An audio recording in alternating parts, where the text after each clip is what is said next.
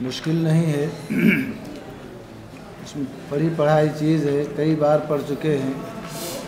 ثلاثہ قروئن میں ثلاثہ کا جو لفظ ہے وہ خاص ہے۔ کیا ہے؟ خاص، کہ 3 افراد کے لیے یہ وضع کیا گیا ہے۔ ثلاثہ بولتے ہیں جو مکمل 3 احاد جس کے اندر ہوں، نہ کم ہوں نہ زیادہ ہوں۔ اب ہمارے یہاں قرو جو قرون کی جمع ہے، حیض کے معنی میں ہے، سمجھ رہے ہیں؟ تو ہم یہ کہتے ہیں یہاں قرو سے مراد ثلاثہ قروئن اے ثلاثہ حیاضن یا احیاضن، 3 حیض مراد ہے۔ کیوں؟ اس لیے کہ اگر ہم حیض نہ مراد لیں بلکہ طہر کا معنی مراد لیں تو ثلاثہ کا جو لفظ خاص ہے، بعض میں کہ 3 مکمل افراد کے لیے اس پر عمل نہیں ہو پائے گا، اس لیے کہ طلاق طہر ہی میں مشروع ہے۔ کس میں؟ غیر طہر میں ہے، طلاق دیں گے تو یہ شرعاً جائز نہیں ہے۔ تب پڑھی پڑھائی باتیں ہیں، حدیث میں بھی آپ نے پڑھا ہوگا، طلاق اولاً تو اللہ کو سب سے زیادہ ناپسندیدہ چیز ہے، لیکن اگر کسی انسان کو اس کی حاجت ہے تو طلاق دے، وہ بھی طہر میں دے۔ تو جس طہر میں طلاق دے گا، ظاہر سی بات ہے یہ طہر بہرحال کیا کیا جائے گا؟ شمار کیا جائے گا عدت میں۔ تو ایک یہ ہو گیا، اس کے بعد 2 اور طہر ہوں گے، تو 2 طہر تو وہ کامل ہو گئے۔ اور یہ جس طہر میں اس نے طلاق دیا ہے تو جتنی ساعت میں اس نے طلاق دیا ہے اتنا وقت اس میں کم ہو گیا کہ نہیں کم ہو گیا؟ سمجھ گئے؟ تو اب جب یہ کم ہو گیا تو یہ 3 ثلاثہ کا جو لفظ خاص تھا 3 افراد کامل کے لیے، وہ تینوں کامل افراد پائے گئے۔ یہ ہے حنفیہ کا استدلال۔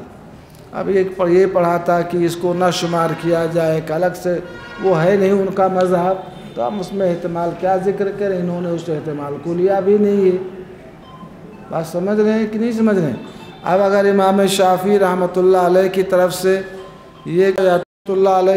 یہ کہا جا سکتا ہے، یا ہو سکتا ہے وہ کہتے ہوں کہ ٹھیک ہے اس میں کم ہو جاتا ہے تو اس کمی سے کوئی فرق نہیں پڑتا ہے، بات سمجھ آ گئی؟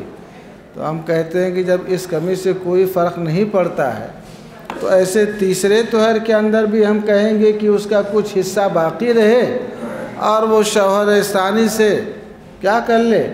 وہ عقد کر لے۔ بات سمجھ رہے ہیں کہ نہیں سمجھ رہے ہیں؟ حالانکہ آپ کہتے ہو کہ وہ طہر کیا ہو جانا چاہیے؟ کامل ہو جانا چاہیے۔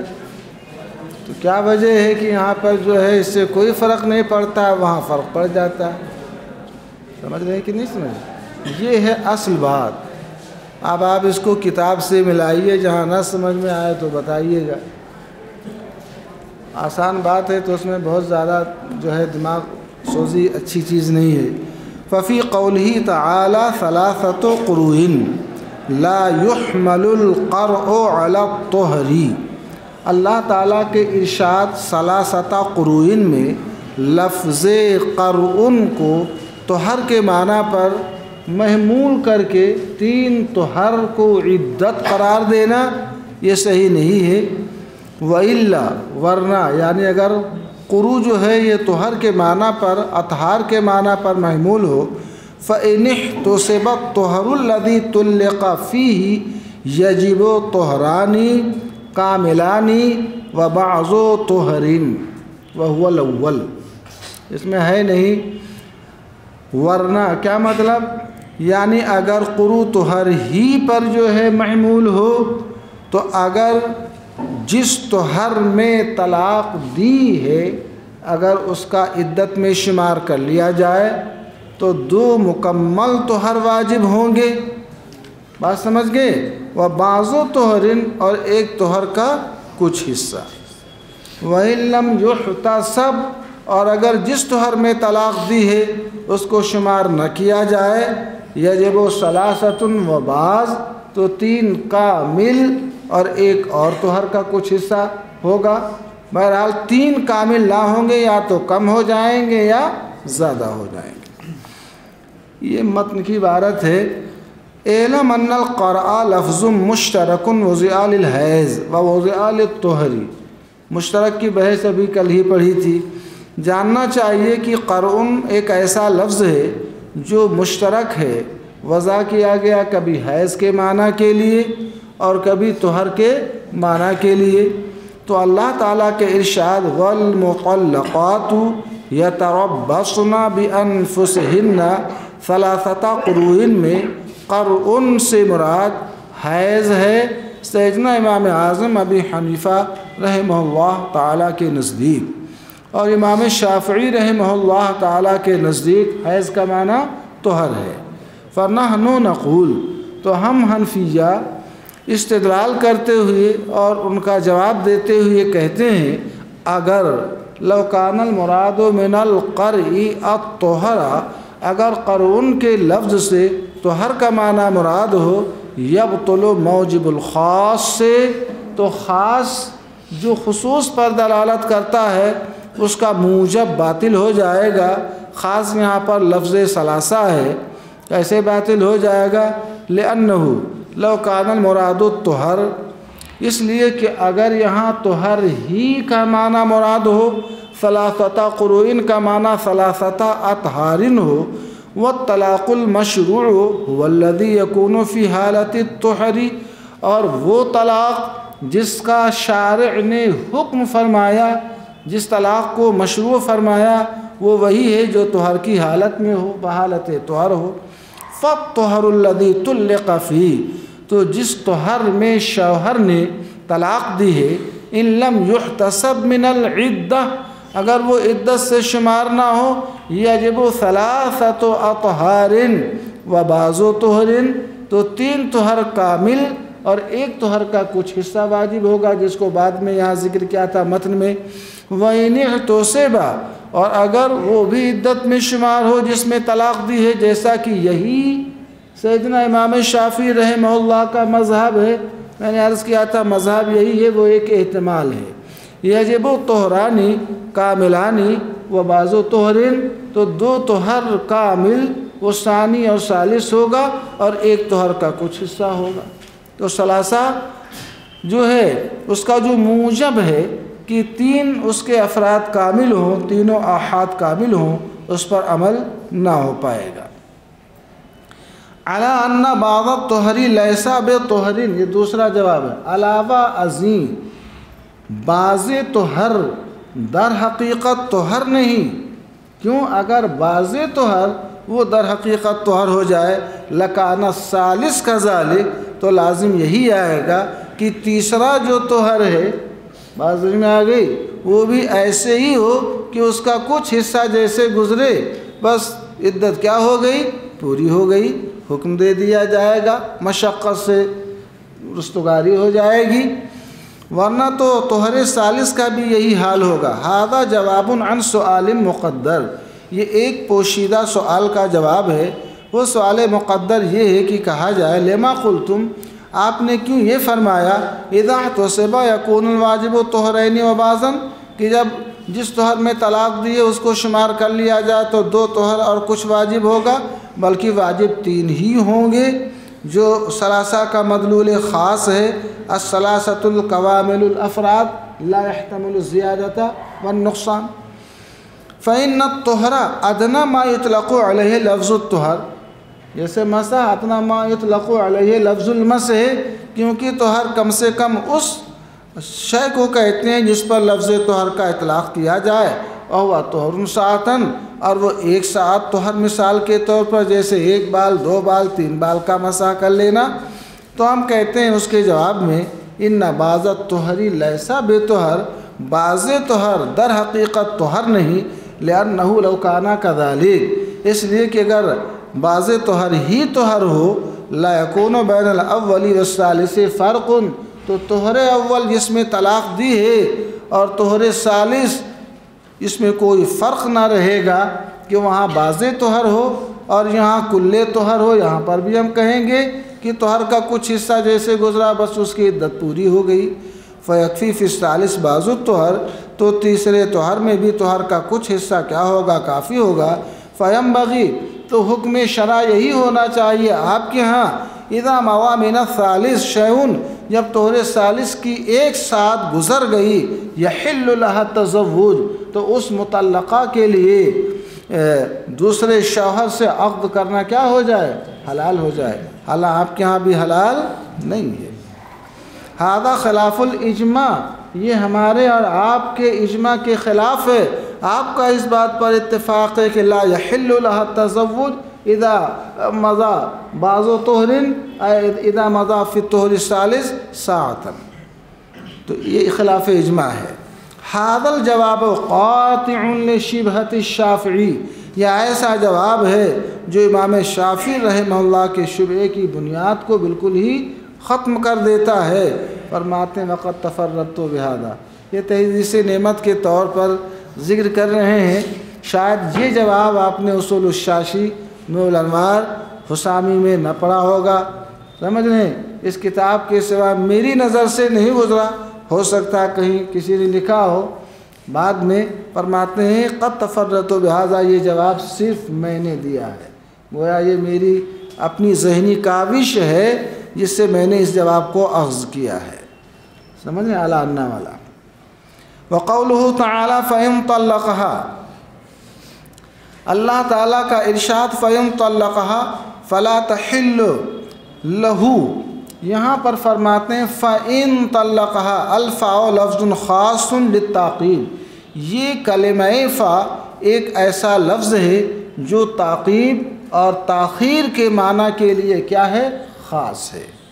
وقد عقب الطلاق بالافتداء، اس میں آپ پڑھیں گے الطلاق مرتان فإمساک بمعروف او تسریح بإحسان ولا يحل لكم ان تأخذوا مما آتيتموهن شيئا الا ان يخافا الا يقيما حدود الله فإن خفتم الا يقيما حدود الله فلا جناح عليهما فيما افتدت به تلك حدود الله فلا تعتدوها ومن يتعدى حدود الله فأولئك هم الظالمون۔ یہ دو طلاق رجعی کے بعد یہ فدیے کا خلا کے حکم کا ذکر ہے، پھر اس کے بعد جو ہے فإن طلقها، یہ طلاق ثالث مغلظ بدعی جو ہمارے یہاں ہے اس کا ذکر ہے۔ تو یہ فإن طلقها فرماتے ہیں یہاں پر فا ایک ایسا لفظ ہے جو تعقیب کے معنی کے لیے خاص ہے۔ وقد عقب الطلاق بالافتداء، اور یہاں پر طلاق فإن طلقها، یہ طلاق یہ افتدا کے بعد ہے، کس کے بعد ہے؟ فیما افتدت به کے بعد نہ فإن طلقها ہے۔ یہاں پر رب العالمین نے خلا کے حکم کے بعد جو ہے طلاق کو ذکر فرمایا۔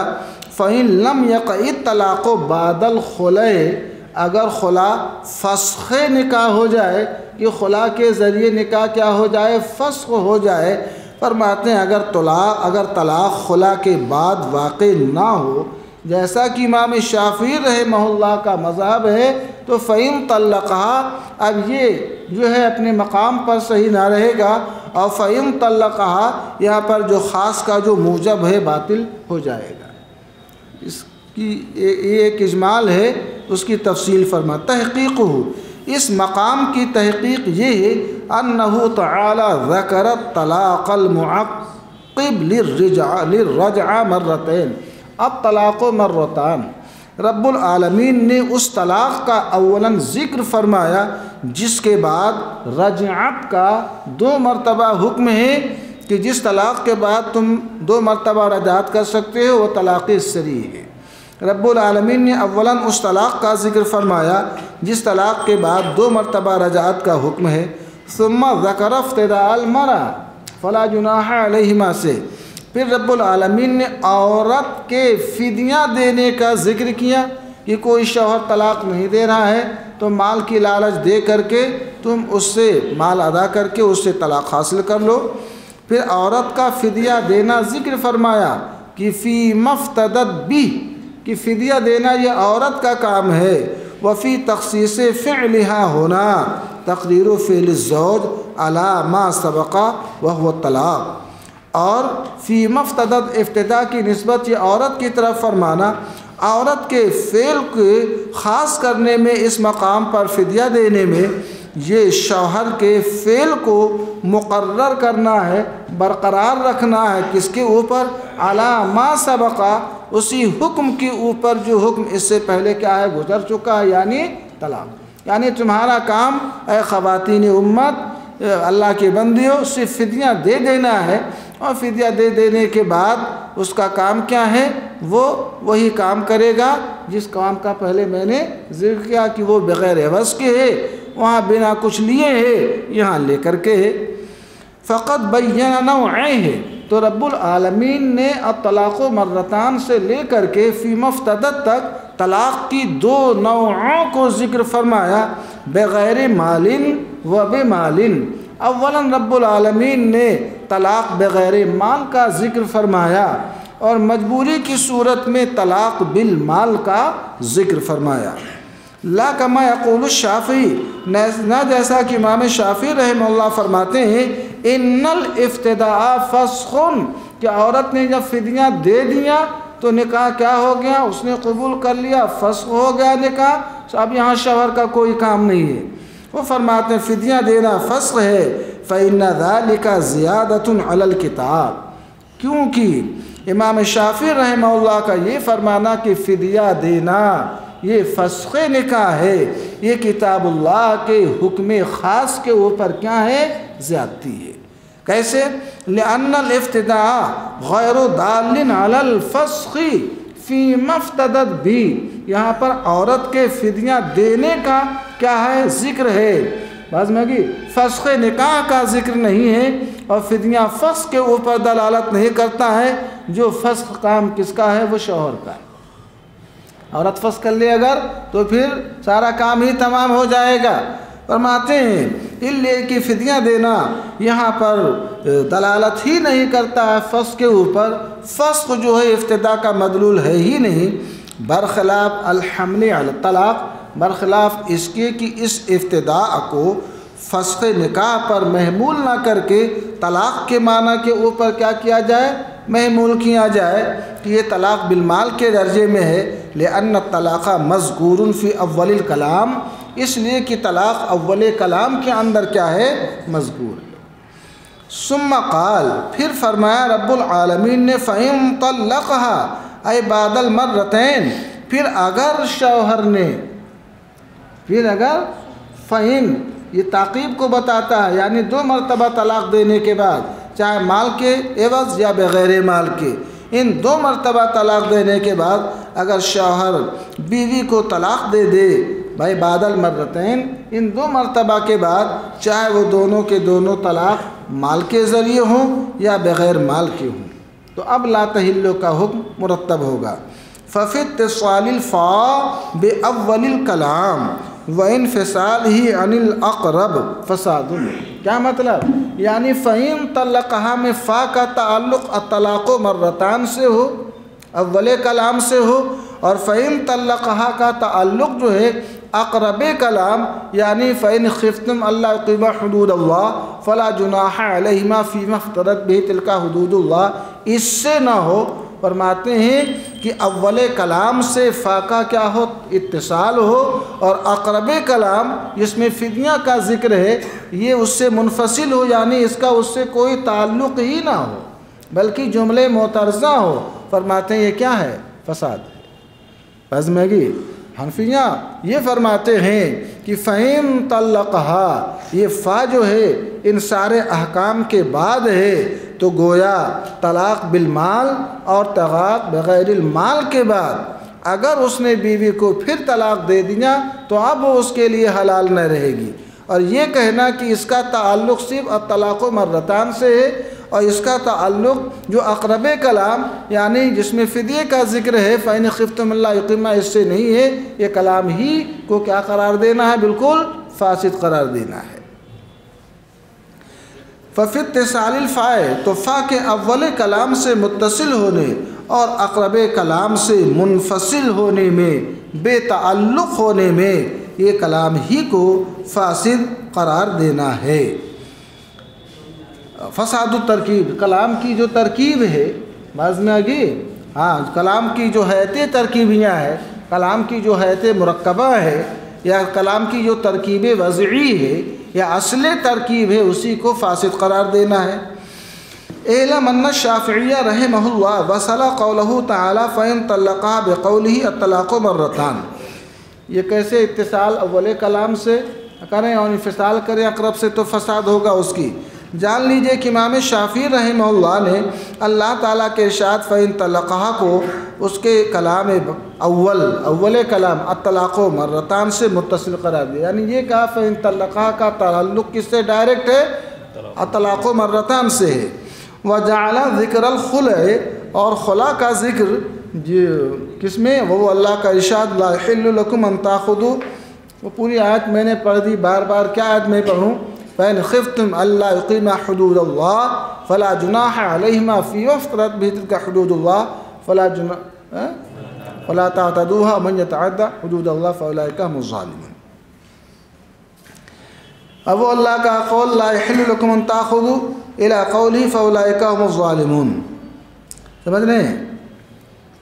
یہ جعل ذکر الخلع معترضا، یہ خلا کے ذکر کو انہوں نے کیا قرار دیا ہے؟ جملے معترضہ قرار دیا ہے، یعنی اس سے اس کا کوئی تعلق، ایسے دعا کا جملہ ہوتا ہے رحمہ اللہ، رحمت اللہ علیہ، رضی اللہ عنہ، سب کیا کہلاتے ہیں؟ جملے معترضہ۔ وَلَمْ يَجْعَلِ الْخُلْعَ طَلَاقًا، انہوں نے خلا کو طلاق بالمال قرار نہ دیا، بل فسخاً، بلکہ انہوں نے اس کو فسخ نکاح قرار دیا۔ وَإِلَّا يَصِيرُ الْأَوَّلَانِ، ورنہ تو اولان، یعنی انہوں نے کیوں ایسا کیا؟ فسخ قرار دیا، اس کو طلاق نہیں قرار دیا۔ کہتے ہیں کہ اگر خلا بھی طلاق کے درجے میں ہو تو دو وہ ایک تین، یہ چوتھا ہو جائے گا۔ فرماتے ہیں وَإِلَّا يَصِيرُ الْأَوَّلَانِ مَعَ الْخُلَعِ ثَلَاثَةً، ورنہ پہلے والے دو طلاق رجعی، خلا جو طلاق کے معنی میں ہے اس کے ساتھ مل کر تین طلاق ہو جائیں گے۔ فَيَصِيرُ قَوْلُهُ، تو اللہ تعالیٰ کا ارشاد فَإِن طَلَّقَهَا، سمجھ رہے ہیں؟ یہ کیا ہو جائے گا؟ طلاق ثالث، گویا طلاق مرتان میں دو طلاق کا ذکر ہے، تیسری طلاق کا ذکر خلا میں ہے، اور چوتھی طلاق کا ذکر فَإِن طَلَّقَهَا میں ہے، سمجھ رہے ہیں؟ وقال المختلعة لا يلحقها صریح الطلاق، امام شافعی نے یہ بھی فرمایا کہ جس عورت کو خلا کر دیا گیا، بعض میں آگے تو اب خلا جو ہے یہ طلاق بائن کے درجے میں ہوتی ہے، تو ان کے کہتے ہیں کہ خلا کرنے کے باوجود جو ہے اگر صریح طلاق کا شوہر مالک رہے، سمجھ رہے ہیں، تو فرماتے ہیں یہ حق شوہر کو حاصل نہیں رہتا۔ المختلعات لا يلحقها صریح الطلاق، اور یہ بھی فرمایا کہ مختلعہ کو یعنی خلا کی ہوئی عورت کو بعد خلا طلاق صریح جو ہے وہ لاحق نہیں ہوتی ہے۔ اور فَإِن طَلَّقَهَا میں جس طلاق کا ذکر ہے وہ کون سا طلاق ہے؟ طلاق صریح ہے۔ فَإِنَّ قَوْلَهُ فَإِن طَلَّقَهَا مُتَّصِلٌ بِأَوَّلِ الْكَلَامِ، کیونکہ اللہ کا ارشاد فَإِن طَلَّقَهَا یہ متصل ہے کس کے ساتھ؟ یہ اول کلام کے ساتھ۔ یہ کون کہتے ہیں؟ امام شافعی۔ وَوَجْهُ تَمَسُّكِنَا مَذْكُورٌ فِي الْمَتْنِ مَشْرُوحًا، فرماتے ہیں ہمارا طریقِ استدلال متن کے اندر وضاحت کے ساتھ مذکور ہے، وہ یوں مذکور ہے کہ انہوں نے فرمایا فَإِن طَلَّقَهَا، یہ فا ایک ایسا لفظ ہے جو معنی تعقیب کے لیے معنی تراخی کے ساتھ کیا ہے؟ خاص ہے۔ بات میں آگی، اب جب معنی تعقیب معنی تراخی کے ساتھ خاص ہے تو اس کا معنی یہ نکلا کہ کسی شخص نے اگر اپنی بیوی کو دو طلاق دے دیا، سمجھ رہے ہیں، چاہے مال کے عوض دے دیا یا بغیر مال کے دے دیا، اب اس کے بعد اس کو تیسری طلاق دے دیا تو لا تحل لہو، اب وہ منکوحہ جو ہے مطلقہ ثلاثہ اس شوہر اول کے لیے حلال نہ رہے گی بغیر تحلیل کی شرط کے، یہ ہم کہتے ہیں۔ امام شافعی رحمہ اللہ کے قول کے مطابق اگر ہم فَإِن طَلَّقَهَا کا تعلق کلام اول الطلاق مرتان سے مانے، اور یہ جو بیچ میں ذکر آیا کس کا؟ اقرب کلام جس میں خلا کا ذکر ہے، اگر اس سے ہم اس کا تعلق نہ مانے تو لازم یہ آئے گا اس کلام باری کی اصل ترکیب ہی کیا ہو جائے؟ وہ فاسد ہو جائے، سمجھ رہے ہیں؟ یہ انہوں نے فرمایا لأن الطلاق مذکور فی اول الکلام ثم قال فإن طلقها ففي اتصال الفاء بأول الکلام وانفصاله عن الأقرب فساد، کہ اول کلام کو اگر اس سے متصل مانا جائے اور اس کو اس سے بالکل بے تعلق کر دیا جائے تو اب فساد لازم آئے گا۔ فساد اس لیے لازم آئے گا کہ عطف کا طریقہ یہ ہے کہ وہ تعلق اس کا جو ہوتا ہے وہ اپنے ما سبق سے ہوتا ہے، اب اقرب کو چھوڑ کر کے اور ابعد کو وہ عطف کے لیے ترجیح دینا اور بیچ میں ایک اجنبی کو حائل قرار دینا، یہ عطف کا تقاضا نہیں ہے اور یہ اصول نحو سے بھی نہیں ہے۔ اصول نحو سے یہ ہے کہ فا جو ہوتا ہے یہ مرتب ہوا کرتا ہے کس کے اوپر؟ اپنے ما سبق کے اوپر، تو ما سبق کے اوپر جو احکام مذکور ہیں انہی کے اوپر یہ مرتب ہے، اور ترتیب کی جو صورت صحیح نظر آتی ہے وہ یہی ہے۔